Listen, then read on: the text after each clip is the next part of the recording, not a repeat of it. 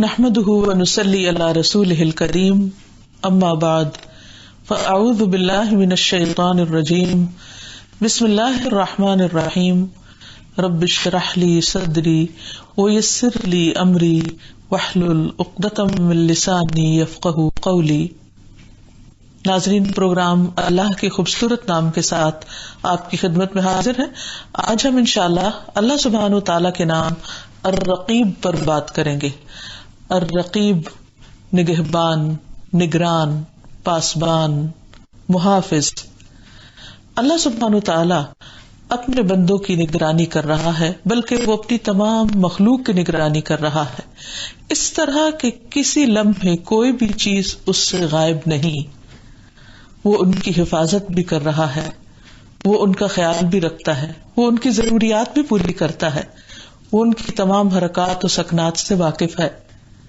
تو آئیے ہم دیکھتے ہیں کہ اللہ سبحانہ و تعالیٰ کی یہ صفت کیا ہے اور ہم سے کیا تقاضا کرتی ہے۔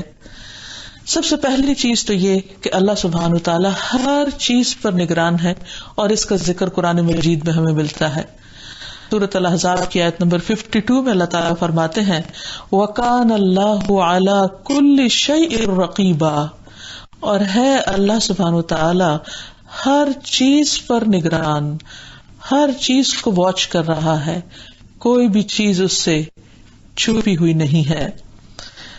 سورۃ النساء میں فرمایا وَاتَّقُوا اللَّهَ الَّذِي تَسَاءَلُونَ بِهِ وَالْأَرْحَامَ ان اللہ کان علیکم رقیبا، اور اللہ سے ڈرو جس کے واسطے سے تم ایک دوسرے سے سوال کرتے ہو، اور رشتوں سے بھی، بے شک اللہ ہمیشہ تم پر پورا نگہبان ہے۔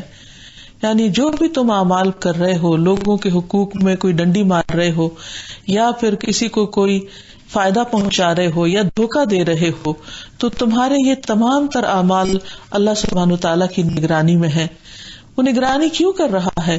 اس لیے کہ بندوں کو ان کے اعمال کی پورے عدل کے ساتھ صحیح طور پر جزا یا سزا دے سکے۔ انسان کو ہمیشہ یہ یاد رکھنا چاہیے کہ انسان کا ہر چھوٹے سے چھوٹا عمل اور بڑے سے بڑا عمل اللہ کی نگاہ میں ہے، اس لیے وہ اللہ سے ڈرتا ہوا، اللہ کی نگرانی سے ڈرتے ہوئے ہمیشہ درست کام کرنے کی کوشش کرے۔ پھر اسی طرح اللہ سبحانہ تعالیٰ ہر چھوٹی اور بڑی سب چیزوں کو جانتے ہیں۔ قرآن مجید میں اللہ تعالیٰ فرماتے ہیں قل ان تخفوا ما فی صدورکم او تبدوه یعلمہ اللہ ویعلم ما فی السماوات وما فی الارض واللہ علی کل شیء قدیر۔ کہہ دیجئے اگر تم اسے چھپاؤ جو تمہارے سینوں میں ہے، یعنی دل کی باتیں تم لوگوں سے چھپاؤ یا اسے ظاہر کر دو، اللہ اسے جان لے گا۔ یعنی بندوں سے چھپا سکتے ہو لیکن اللہ سے نہیں چھپا سکتے، اور وہ جانتا ہے جو کچھ آسمانوں میں ہے اور جو کچھ زمین میں ہے۔ تو انسان کو ہمیشہ یہ یاد رکھنا چاہیے کہ اس کے تمام اعمال حتیٰ کہ سینے کے بھید بھی اللہ سبحانہ تعالیٰ کے علم میں ہے، اور کوئی چھوٹی سے چھوٹی بات بھی اس سے چھپی ہوئی نہیں ہے۔ پھر اسی طرح یہ ہے کہ ایک اور جگہ پر اللہ تعالیٰ فرماتے ہیں ان تبدوا شیئا او تخفوہ فإن اللہ کان بکل شیء علیما، اگر تم کسی چیز کو ظاہر کرو یا اسے چھپاؤ تو بے شک اللہ تعالیٰ ہمیشہ سے ہر چیز کو خوب جاننے والا ہے۔ یعنی خواہ وہ انسان کے خیالات ہو، خواہ وہ کوئی مادی چیز ہو، خواہ وہ کوئی بات ہو، کوئی راز ہو، کوئی بھی چیز ہو، ہر چیز سے اللہ تعالیٰ خوب واقف ہے۔ اس لیے انسان کو اپنے ظاہر اور باطن کی بھی حفاظت کرنی چاہیے۔ جیسے کہ ایک حدیث میں آتا ہے کہ نبی صلی اللہ علیہ وسلم نے لوگوں سے فرمایا کہ لوگوں اپنے رب سے حیا کرو جیسے حیا کرنے کا حق ہے۔ لوگوں نے کہا کہ ہم تو اللہ سبحانہ تعالیٰ سے حیا کرتے ہیں۔ آپ نے فرمایا ایسے نہیں، بات یہ ہے کہ سر اور جو کچھ اس کے اندر ہے اس کے بارے میں اللہ سے حیا کرو، اور پیٹ اور جو کچھ اس کے اندر ہے اس کے بارے میں اللہ سے حیا کرو۔ سر اور اس کے اندر سے مراد کیا ہے کہ اپنے خیالات کی حفاظت کرو، اپنے دل میں ایسی باتیں بھی نہ لاؤ کہ جو فحش قسم کی ہوں اور وہ اللہ سبحانہ تعالیٰ کو ناپسند ہو، یا کسی کے بارے میں ایسا برا گمان نہ رکھو کہ جس کی کوئی دلیل نہ ہو. پھر اسی طرح انسان اپنے پیٹ اور جو اس کے اندر ہے، یعنی کھانا پینا ہو یا باقی اس کی خواہشات ہوں، ان کے بارے میں بھی، کیونکہ سینے میں ہی انسان کا دل بھی ہے، خواہشات بھی ہیں، ان کے بارے میں بھی انسان اللہ سبحانہ تعالیٰ سے حیا کرے. یعنی اللہ تعالیٰ کی نگرانی صرف ظاہری چیزوں میں نہیں ہے، ہمارے باطن پر بھی ہے. اور جو اللہ سے حیا کرتا ہے، شرماتا ہے، وہ اپنے باطن کی بھی اصلاح اور تزکیے کی فکر کرتا ہے، کیونکہ اسے معلوم ہے کہ وہاں بھی نگرانی ہو رہی ہے. اب دیکھیے کہ ہم بندوں کی نگرانی کس قدر گھبراتے ہیں. اگر کسی وقت ہمیں یہ احساس ہو جائے کہ ہمارے پیچھے کوئی لگا ہوا ہے، یا کوئی کیمرے ہیں جن سے ہمیں واچ کیا جا رہا ہے، یا کوئی خفیہ ادارے ہیں جو ہماری حرکات و سکنات پر نظر رکھے ہوئے ہیں، تو انسان ان معاملات میں کس قدر کانشیس ہو جاتا ہے، فکر مند ہو جاتا ہے، اور ہر بات نپی تلی کرتا ہے.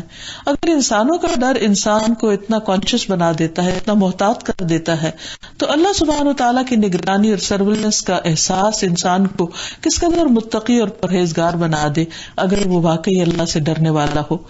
پھر اسی طرح اللہ سبحانہ وتعالیٰ بندوں کی سرگوشیوں اور رازوں سے بھی خوب واقف ہے، ان کی بھی نگرانی فرماتا ہے. اللہ تعالیٰ فرماتے ہیں ام یحسبون انا لا نسمع سرهم ونجواهم بلا ورسلنا لدیہم یکتبون. یا وہ گمان کرتے ہیں کہ بے شک ہم ان کے رازوں اور ان کی سرگوشیوں کو سنتے نہیں، کیوں نہیں، ہمارے بھیجے ہوئے ان کے پاس لکھتے جا رہے ہیں. یعنی ہم خود بھی سنتے ہیں، جانتے ہیں، اور اس کے ساتھ ساتھ جو فرشتے ہم نے مقرر کر رکھے ہیں وہ بھی خوب جانتے ہیں. پھر اسی طرح اللہ سبحانہ وتعالیٰ چھوٹی سے چھوٹی چیز سے لے کر بڑی سے بڑی چیز جو کائنات کے اندر ہے ان سب کی بھی نگرانی کر رہا ہے. یعنی وہ آسمانوں کی، ستاروں کی، سیاروں کی، زمین پہ چلنے پھرنے والی مخلوق کی، جو جنگلوں میں، صحراؤں میں، دریاؤں میں رہتی ہے، ہر ایک کی نگرانی کر رہا ہے کہ کون کس کے ساتھ کیسا معاملہ کر رہا ہے، کون اس وقت کہاں ہے، کون زندہ ہے، کون مر چکا ہے، اور کون مرنے کے مراحل میں ہے. یہ سب کچھ اللہ سبحانہ تعالیٰ اپنے وسیع علم کی بنا پر کرتا ہے. ایک آیت میں آتا ہے یدبر الامر من السماء الى الارض، کہ وہ آسمان سے زمین تک کے سارے معاملات کی تدبیر کرتا ہے.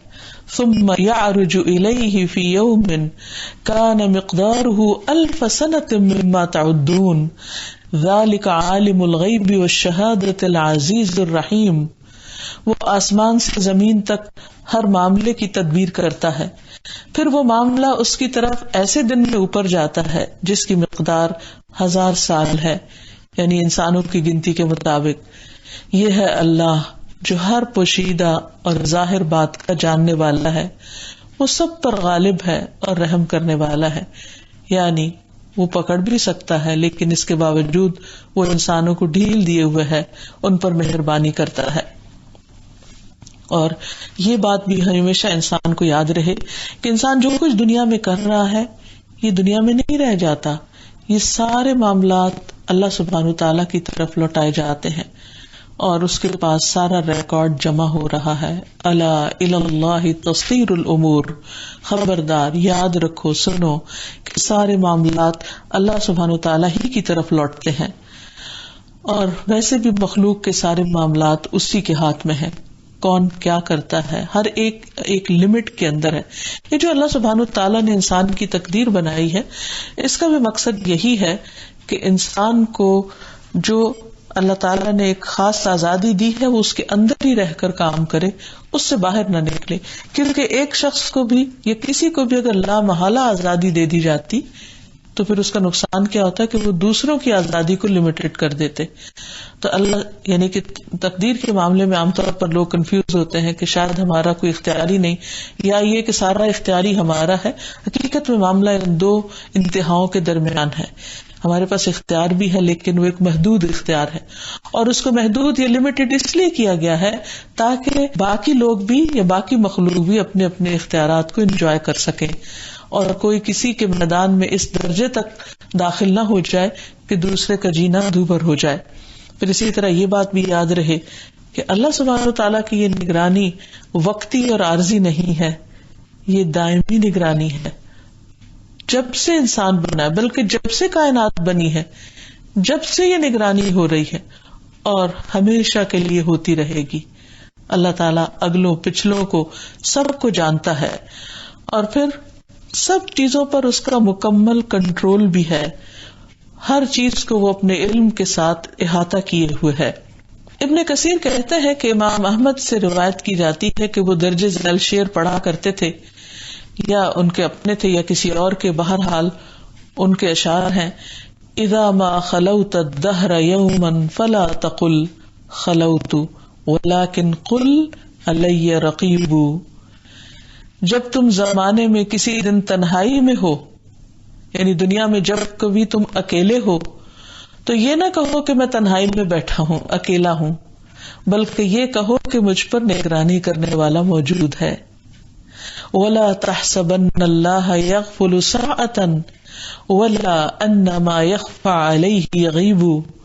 اور اللہ کو یہ خیال نہ کرو کہ وہ کسی لمحے غافل ہوتا ہے، اور نہ یہ خیال کرو کہ پوشیدہ چیزیں اس سے اجل ہیں.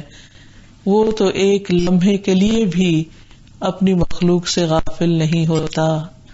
کوئی چھپی سے چھپی چیز زمین کی تہوں کے اندر، جیسے قرآن مجید میں آتا ہے کہ گیلی مٹی کے بھی نیچے کوئی بھی چیز، خواہ وہ ایک ذرہ ہی کیوں نہ ہو، اس سے چھپی ہوئی نہیں، اس سے پوشیدہ نہیں. اس لیے کبھی بھی انسان یہ نہ سمجھے کہ وہ جو جی چاہے کرے، اسے کون پوچھنے والا ہے یا کون دیکھنے والا ہے. نہیں، اللہ الرقیب اس پر نگران ہے. پھر اس کی ایک نگرانی خاص ہے اور ایک عام ہے. عام نگرانی تو ساری مخلوق کی ہو رہی ہے، لیکن اللہ تعالیٰ اپنے مخلص بندوں کی خاص طور پر نگرانی اور حفاظت بھی کر رہا ہے. اس سلسلے میں جیسا کہ ہم دیکھتے ہیں کہ شیطان نے کہا تھا کہ میں اے اللہ تیری ساری مخلوق کو بہکا دوں گا، لیکن اللہ تعالیٰ نے فرمایا کہ نہیں، میرے مخلص بندے وہ تیرے کہنے میں نہیں آئیں گے. کیوں؟ اللہ کی دی ہوئی توفیق سے، اللہ کی حفاظت سے. اور اس کے بارے میں اس کی تفصیل سورۃ الحجر میں آتی ہے: قال رب بما اغویتنی لأزینن لهم فی الارض وَلَأُغْوِيَنَّهُمْ أَجْمَعِينَ إِلَّا عِبَادَكَ مِنْهُمُ الْمُخْلَصِينَ قَالَ هَذَا صِرَاطٌ عَلَيَّ مُسْتَقِيمٌ إِنَّ عِبَادِي لَيْسَ لَكَ عَلَيْهِمْ سُلْطَانٌ إِلَّا مَنِ اتَّبَعَكَ مِنَ الْغَاوِينَ. اس نے کہا اے میرے رب، چونکہ تو نے مجھے گمراہ کیا، میں ضرور زمین کے اندر ان کے لیے بہت سی اٹریکشنز پیدا کر دوں گا، اور ہر صورت میں ان سب کو گمراہ کر دوں گا، مگر ان میں سے تیرے وہ بندے جو خالص کیے ہوئے ہیں. فرمایا یہ راستہ ہے جو مجھ تک سیدھا ہے، بے شک میرے بندے تیرا ان پر کوئی غلبہ نہیں، کوئی زور نہیں، مگر جو گمراہوں میں سے تیرے پیچھے چلے وہ تیرے بہکانے میں آ جائیں گے، لیکن میرے خاص بندے ان پر تیرا زور نہیں. تو انسان تو کمزور ہے، خلق الانسان ضعیفا، لیکن شیطان کا مقابلہ کرنے کی طاقت کہاں سے آ جاتی ہے اور کس کے پاس آتی ہے؟ وہی جو اپنے رب کے ساتھ خالص ہوتا ہے، مخلص ہوتا ہے، پھر وہ اس کے داؤ سے بچ جاتا ہے، اور یہ بھی اس کو اللہ سبحانہ وتعالی ہی کی توفیق سے ملتا ہے. جیسے ہم دیکھتے ہیں کہ یوسف علیہ السلام کو اللہ سبحانہ وتعالی نے محفوظ رکھا. سورۃ یوسف میں آتا ہے وَلَقَدْ هَمَّتْ بِهِ وَهَمَّ بِهَا لَوْلَا أَن رَّأَىٰ بُرْهَانَ رَبِّهِ كَذَٰلِكَ لِنَصْرِفَ عَنْهُ السُّوءَ وَالْفَحْشَاءَ إِنَّهُ مِنْ عِبَادِنَا الْمُخْلَصِينَ. اور بلا شبہ یقیناً وہ اس کے ساتھ ارادہ کر چکی تھی، اور وہ بھی اس عورت کے ساتھ ارادہ کر لیتا اگر یہ نہ ہوتا کہ اس نے اپنے رب کی دلیل دیکھ لی، تو گویا رب نے بچایا. اسی طرح ہوا تاکہ ہم اس سے برائی اور بے حیائی کو ہٹا دیں، دور کر دیں، بے شک وہ ہمارے خالص کیے ہوئے بندوں میں سے تھا.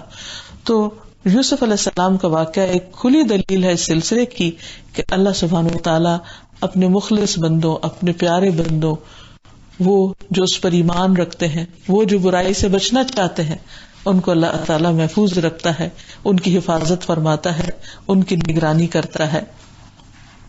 پھر اسی طرح یہ بھی یاد رہے کہ اللہ سبحانہ تعالیٰ کی یہ نگرانی جو مسلسل اور مستقل طور پر ہے، اس کا بھی ہمیں احساس رہے، کیونکہ بعض اوقات حالات ہماری مرضی کے خلاف ہو جاتے ہیں تو اس پر ہمیں پریشانی اور پشیمانی ہوتی ہے، اور ہم سمجھتے کہ شاید اللہ سبحانہ تعالیٰ ہم سے ناراض ہو گیا ہے، یا وہ ہماری طرف دیکھ نہیں رہا، یا وہ ہماری سن نہیں رہا.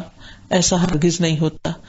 اللہ سبحانہ تعالیٰ مسلسل اپنے بندوں کی نگرانی کرتا ہے، مسلسل ان کی دعائیں سنتا ہے، مسلسل ان کی طرف توجہ رکھتا ہے. یہ الگ بات ہے کہ اللہ تعالیٰ بعض اوقات انسان کی آزمائش کے لیے حالات اس کی مرضی کے خلاف کر دیتا ہے. اللہ تعالیٰ اپنے پیارے پیغمبر محمد صلی اللہ علیہ وسلم کو صبر کی تلقین کرتے ہوئے فرماتے ہیں وَاصْبِرْ لِحُكْمِ رَبِّكَ فَإِنَّكَ بِأَعْيُنِنَا. آپ اپنے پروردگار کا حکم آنے تک صبر سے کام لیجئے، بلا شبہ آپ ہماری نگاہوں کے سامنے ہیں. یعنی ہم آپ سے غافل نہیں ہیں، ہم آپ کی تکلیف کو دیکھ رہے ہیں، آپ کی پریشانیوں کو دیکھ رہے ہیں، آپ کے دشمنوں کی مخالفتوں کو دیکھ رہے ہیں، لیکن ابھی ان کو مہلت دی جا رہی ہے، شاید وہ ہدایت پا جائیں. اس لیے آپ کے لیے ابھی وقت آزمائش کا ہے، صبر کا ہے. نوح علیہ السلام سے اللہ تعالیٰ نے فرمایا وَاصْنَعِ الْفُلْكَ بِأَعْيُنِنَا وَوَحْيِنَا، اور ہماری آنکھوں کے سامنے اور ہمارے حکم کے مطابق کشتی بناؤ، یعنی تمہارا یہ عمل بھی ہم دیکھ رہے ہیں. تو گویا بندہ جو بھی کام کر رہا ہوتا ہے وہ اللہ تعالیٰ کی نگاہ میں ہوتا ہے. اگر اچھا کام کر رہا ہے تو محبت کی نگاہیں اس پر پڑتی ہیں، اور اگر برا کام کر رہا ہے تو ناراضگی کی نگاہیں ہوتی ہیں اللہ سبحانہ و تعالیٰ کی. تو اس سے اللہ تعالیٰ ہم سب کو محفوظ رکھے. لیکن کبھی بھی انسان جب اچھا کام کرے تو اس کو لوگوں کو دکھانے کا شوق نہیں ہونا چاہیے، اس کو صرف اور صرف اللہ کے لیے کرنا چاہیے. اور جس انسان کے اندر یہ یقین پختہ ہو جائے کہ میرا رب دیکھ رہا ہے، کیونکہ وہ دکھاوے کا جو شوق ہے اندر، وہ اس کی سیٹسفیکشن بہت اچھی طرح ہو جاتی ہے اگر اس صفت پر انسان کا ایمان مضبوط ہو جائے کہ اللہ نگرانی کر رہا ہے، وہ دیکھ رہا ہے، الرقیب ہے، اور اگر اس نے میرا اچھا عمل دیکھ لیا تو کسی اور کو دکھانے کی ضرورت ہی نہیں ہے. اور اس طرح انسان شو آف کرنے سے اور دکھاوا کرنے سے محفوظ ہو جاتا ہے، اور اس کے عمل بھی محفوظ ہو جاتے ہیں. پھر اسی طرح اللہ سبحانہ وتعالیٰ مخصوص قسم کے حالات میں اپنے خاص بندوں کی کس طرح حفاظت کرتا ہے. موسیٰ علیہ السلام کا واقعہ ہم سب کے سامنے ہے. قرآن مجید میں سورۃ القصص میں اللہ تعالیٰ فرماتے ہیں وَقَالَتْ لِأُخْتِهِ قُصِّيهِ فَبَصُرَتْ بِهِ عَنْ جُنُبٍ وَهُمْ لَا يَشْعُرُونَ وَحَرَّمْنَا عَلَيْهِ الْمَرَاضِعَ مِنْ قَبْلُ فَقَالَتْ هَلْ أَدُلُّكُمْ عَلَى أَهْلِ بَيْتٍ يَكْفُلُونَهُ لَكُمْ وَهُمْ لَهُ نَاصِحُونَ فَرَدَدْنَاهُ إِلَى أُمِّهِ كَيْ تَقَرَّ عَيْنُهَا وَلَا تَحْزَنَ وَلِتَعْلَمَ أَنَّ وَعْدَ اللَّهِ حَقٌّ وَلَكِنَّ أَكْثَرَهُمْ لَا يَعْلَمُونَ. چنانچہ اس نے موسیٰ کی بہن سے کہا، یعنی موسیٰ کی والدہ نے، اس بچے کے پیچھے پیچھے چلتی جاؤ.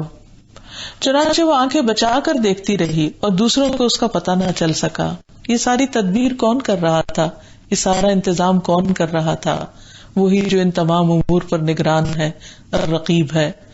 اور ہم نے موسیٰ پر دودھ پلانے والیوں کا دودھ پہلے ہی سے حرام کر دیا. موسیٰ کی بہن نے کہا کیا میں تمہیں ایسے گھر والوں کا پتہ بتاؤں جو اس کی کفالت کر سکے اور وہ اس کے خیر خواہ بھی ہوں. تو ہم نے اسے اس کی ماں کے پاس واپس پہنچا دیا تاکہ اس کی آنکھیں ٹھنڈی ہوں اور وہ غم نہ کرے، تاکہ وہ جان لے کہ یقیناً اللہ کا وعدہ سچا ہے، لیکن ان کے اکثر نہیں جانتے. تو اس سے یہ پتہ چلتا ہے کہ اللہ سبحانہ وتعالی ایسے حالات میں جب کہ بظاہر سارے مادی وسائل منقطع ہو چکے ہوں، سارے اسباب ختم ہو چکے ہوں، کس طریقے سے اپنے بندوں کی نگرانی کرتا ہے، کیسے حفاظت کرتا ہے، کیسے نگہبانی کرتا ہے، کیسے بچاتا ہے، اور کیسے سارے رزق کے اسباب مہیا کرتا ہے جس سے موسیٰ علیہ السلام کے لیے کیے. پھر جہاں تک بندوں کے اعمال کی نگرانی کا تعلق ہے تو یہ بندوں کے لیے ایک فکر کی بات بھی ہونی چاہیے کہ اللہ سبحانہ وتعالیٰ سے کوئی عمل بھی چھپا ہوا نہیں، اس لیے وہ اپنے اعمال کو درست کر لیں. قرآن پاک میں اللہ تعالیٰ جو فرماتے ہیں افمن هو قائم علی کل نفس بما کسبت، کیا بھلا وہ جو ہر جان پر اس کا نگران ہے، ہر جان پر نگران ہے جو بھی اس نے کمائی کی. کیا وہ دوسروں کے برابر ہو سکتا ہے؟ یعنی کوئی انسان کسی انسان کی دن رات نگرانی کر ہی نہیں سکتا، کوئی انسان کسی کے بارے میں جان ہی نہیں سکتا، حقیقت معلوم ہی نہیں کر سکتا، ہر ایک کا علم ناقص ہے. لیکن اللہ سبحانہ و تعالی ہر بندے کے بارے میں ٹھیک ٹھیک پورا پورا جانتے ہیں، کیونکہ اللہ تعالیٰ بندے سے ایک لمحے کے لیے بھی غافل نہیں ہوتے.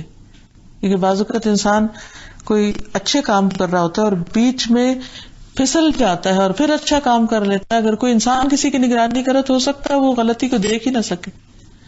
کتنی دفعہ آپ دیکھیے زندگی میں انسان تحریر لکھتے ہوئے غلطی کر جاتا ہے، بولتے ہوئے غلطی کر جاتا ہے، ایک کام کئی بار کیا ہوتا ہے اور اس میں انسان پھر بھول جاتا ہے. ایسی بھول چوک کون دیکھتا ہے؟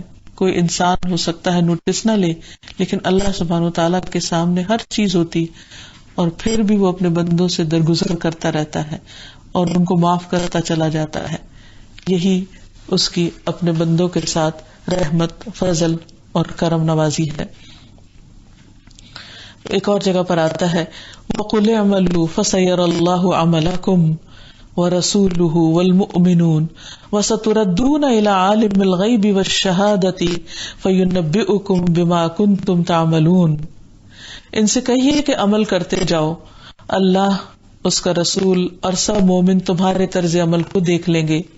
ان قریب تم کھلی اور چھپی چیزوں کے جاننے والے کی طرف لوٹائے جاؤ گے تو وہ تمہیں بتائے گا کہ تم کیا کرتے رہے ہو.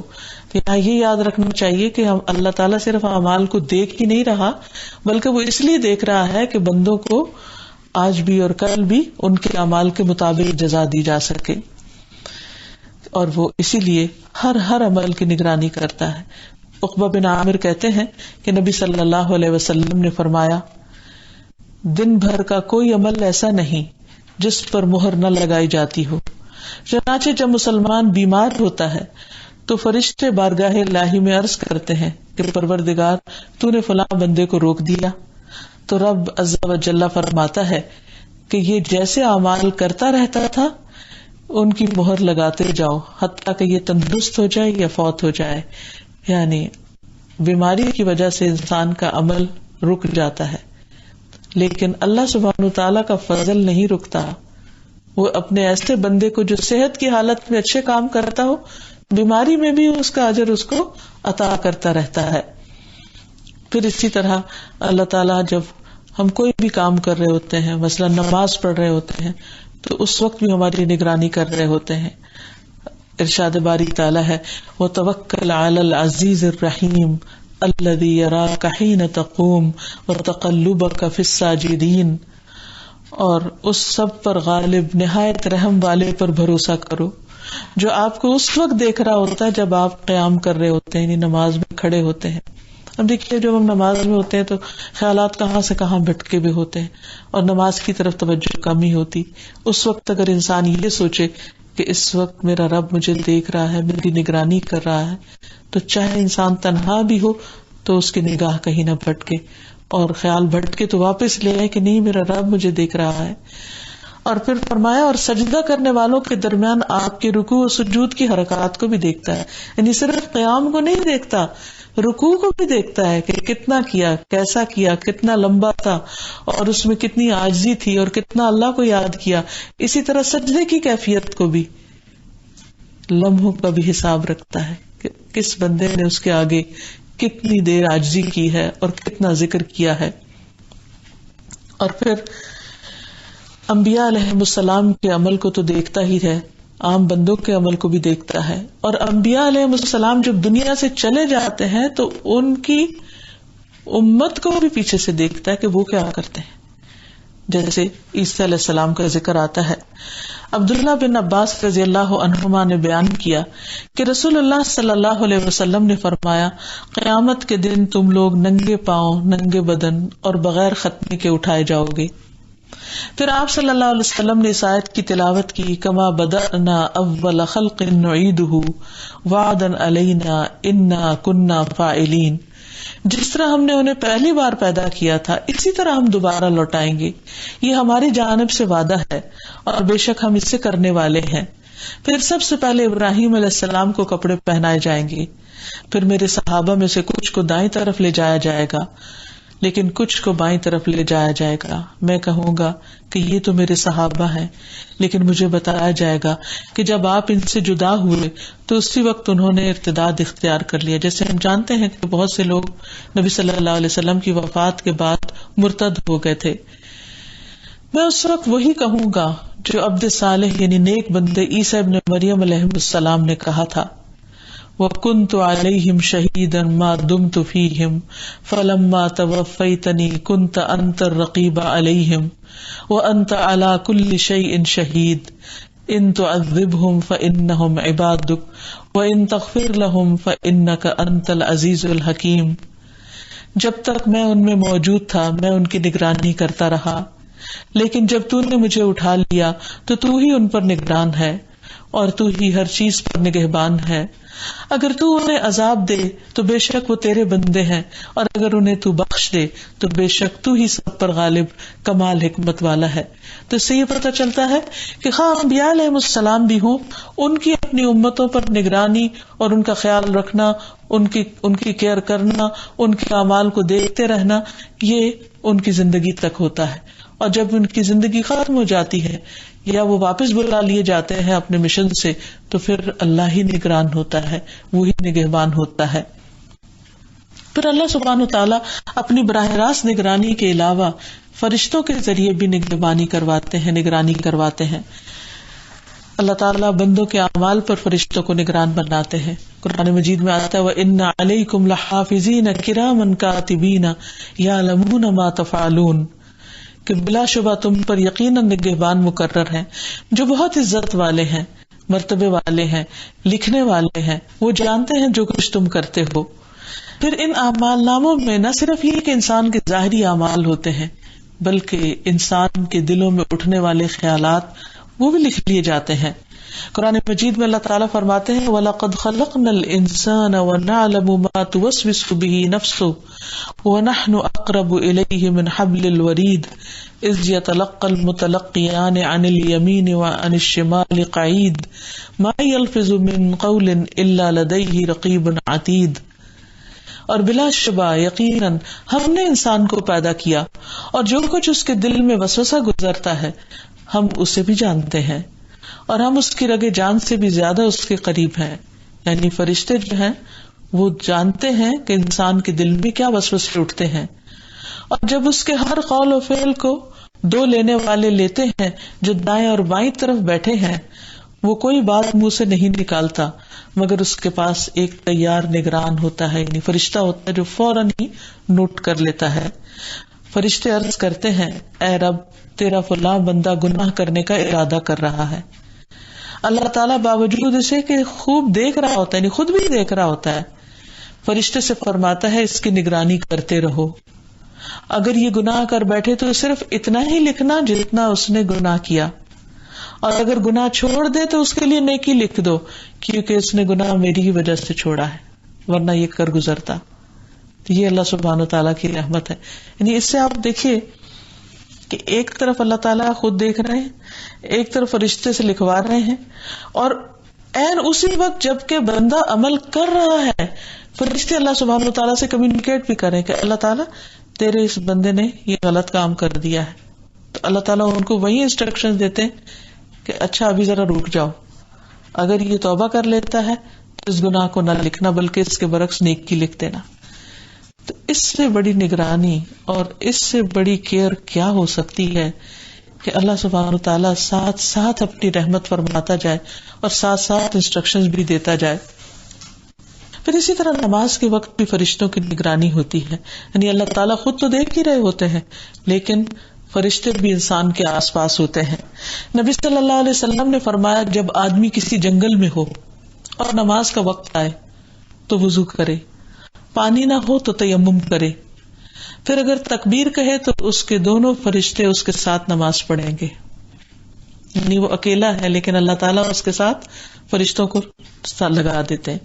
اگر اس نے آذان بھی دی اور تکبیر بھی کہی تو اس کے ساتھ اللہ کے اتنے بڑے بڑے لشکر نماز پڑھیں گے جن کے کنارے دکھائی نہ دیں گے. لیکن شرط یہ ہے کہ بندہ ایسے مقام پر جبکہ اور کوئی بھی اللہ کی عبادت نہ کر رہا ہو بظاہر انسانوں میں سے، بلکہ ہو ہی نہ وہاں کوئی، تو اس وقت بھی وہ اپنے رب کو نہ بھولے اور خالصتاً اس کے لیے اس کا نام بلند کرتے ہوئے وہ سارا ایکشن کرے جو اپنے گھر میں یا اپنے علاقے میں یا اپنی مسجد میں کرتا ہے، تو اللہ تعالیٰ اس کی مدد فرمائیں گے. پھر اسی طرح جو بندے مسجدوں میں پابندی سے جاتے ہیں تو ان کو بھی فرشتے واچ کرتے رہتے ہیں کہ وہ پہنچے ہیں یا نہیں پہنچے، اور یہ سب کچھ غیر محسوس طریقے سے ہو رہا ہوتا ہے. نبی صلی اللہ علیہ وسلم نے فرمایا بے شک بعض لوگ مسجد نشین ہوتے ہیں، یعنی مسجد سے محبت رکھتے ہیں کہ فرشتے ان کے ہم نشین ہوتے ہیں، وہ ان کے پاس بیٹھتے ہیں خواہ وہ اکیلے ہی مسجد میں ہو. اگر وہ غائب ہو جائیں تو وہ انہیں تلاش کرتے ہیں کہ آج آئے نہیں. اگر وہ بیمار پڑ جائیں تو ان کی تیمارداری کرتے ہیں، ان کے پاس جاتے ہیں. اگر انہیں کوئی ضرورت ہو تو ان کی مدد کرتے ہیں. یعنی ایسے لوگوں کے مددگار پھر فرشتے بن جاتے ہیں. تو آپ دیکھیے کہ اگر سارے ماحول میں سے، سارے معاشرے میں سے کوئی بھی اللہ کی اطاعت نہ کر رہا ہو، کوئی بھی مسجد نہ جا رہا ہو، کوئی بھی نیکی کے کام میں آگے نہ بڑھ رہا ہو، تو بھی انسان کو یہ سوچ کر کہ ہائے میں اکیلا، میرے کرنے سے کیا ہوگا، یا میں کیسے کروں، یا دل چھوٹا نہ کرے، یا اپنے آپ کو نیکی کے کام میں کبھی بھی تنہا محسوس نہ کرے.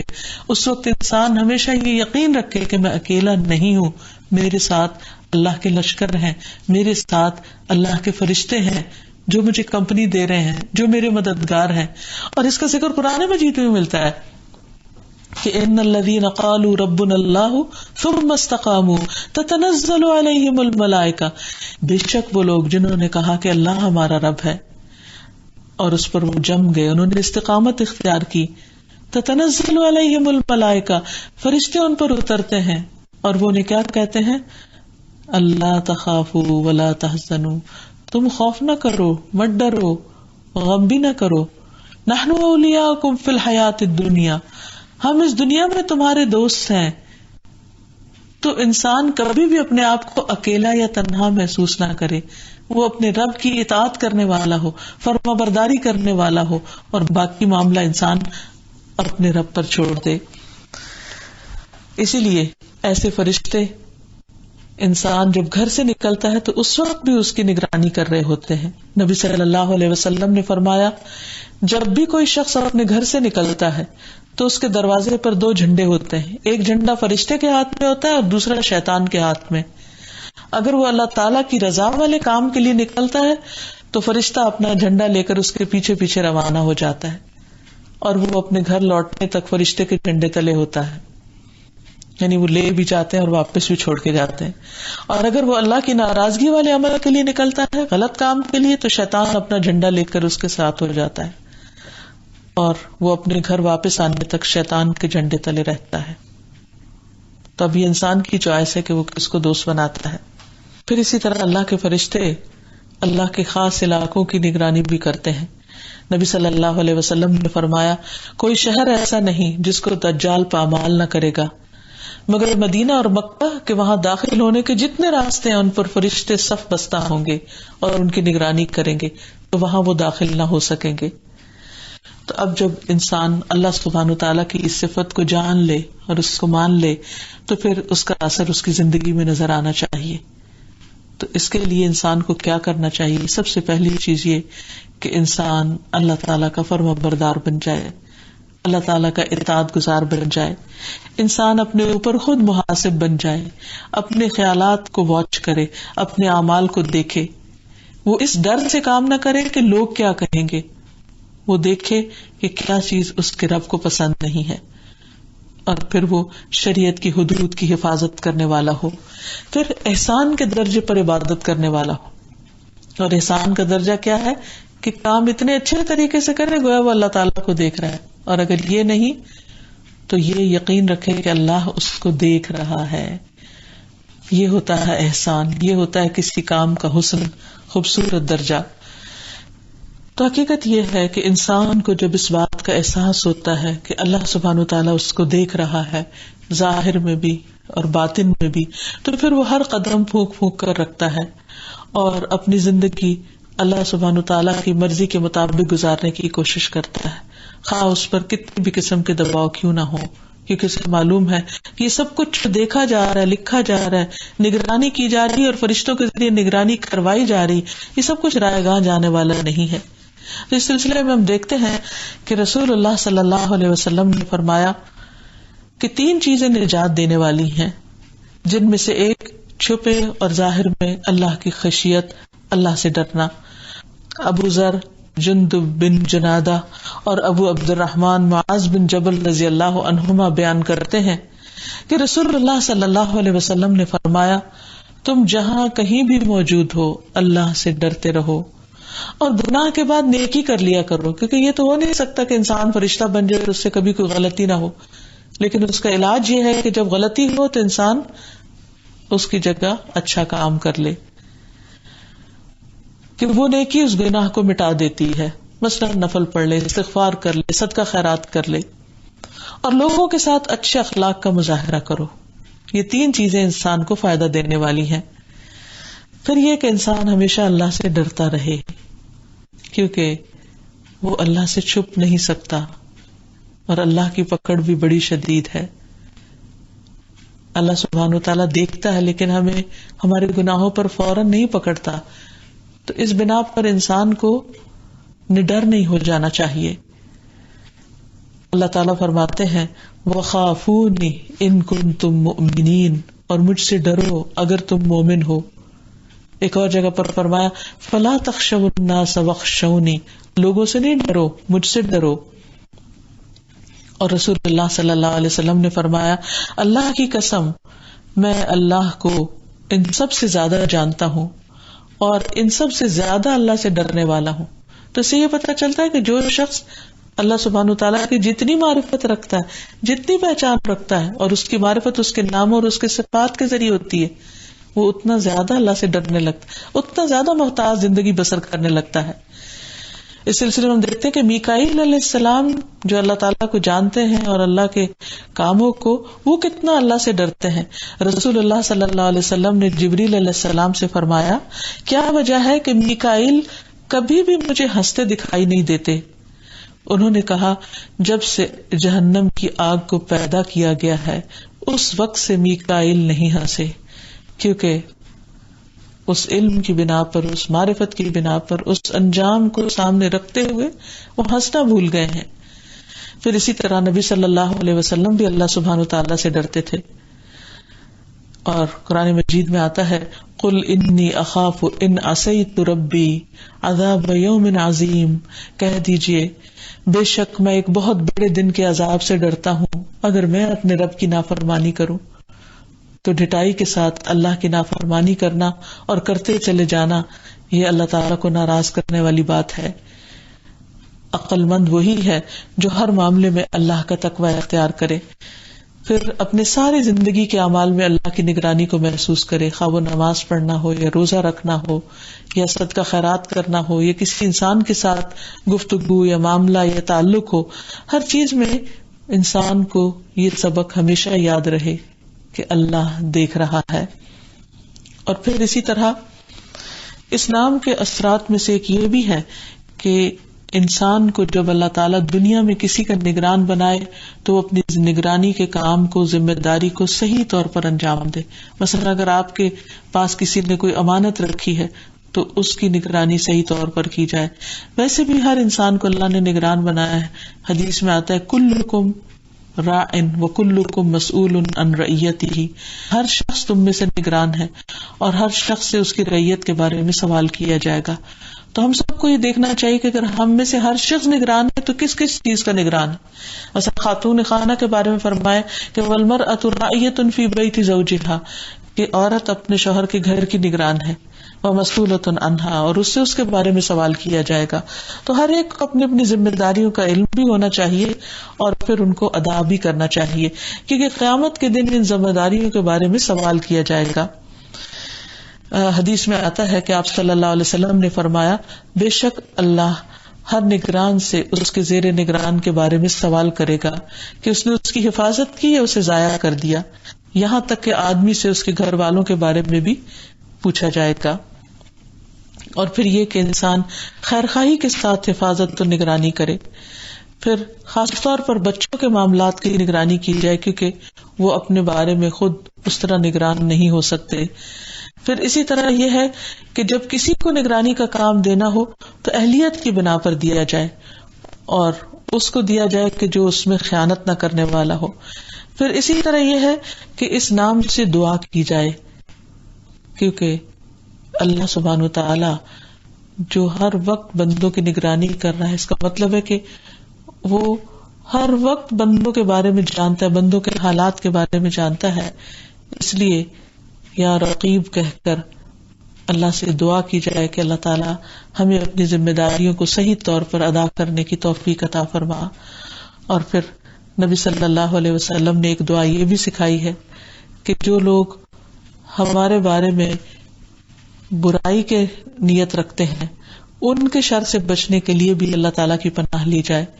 ایک دعا سکھائی گئی ہے بہت خوبصورت، اللہم انی اعوذ بک من جار السوء ومن زوج تشیبنی قبل المشیب ومن ولد یکون علی ربا ومن مال یکون علی عذابا ومن خلیل ماکر عینہ ترانی وقلبہ یرعانی ان رأى حسنۃ دفنہا واذا رأى سیئۃ اذاعہا. اے اللہ میں تیری پناہ طلب کرتا ہوں برے پڑوسی سے، ایسی بیوی سے یا شوہر سے جو مجھے بڑھاپے سے پہلے بوڑھا کر دے، ایسی اولاد سے جو میری آقا بن بیٹھے، ایسے مال سے جو میرے لیے باعث عذاب بن جائے، ایسے چال باز دوست سے جس کی آنکھیں مجھے تک رہی ہو اور جس کا دل میری نگرانی کرتا ہو، یعنی وہ عیب تلاش کر رہا ہو اور وہ میری ہر نیکی کو دباتا جائے اور میری ہر برائی کو نشر کرے. تو اللہ تعالیٰ سے دعا ہے کہ ہمیں برے لوگوں سے محفوظ رکھے اور ہمیں اپنی نگرانی کا احساس دے تاکہ ہمارے اعمال اس کی مرضی کے مطابق ہو جائیں. وآخر دعوانا ان الحمد للہ رب العالمین.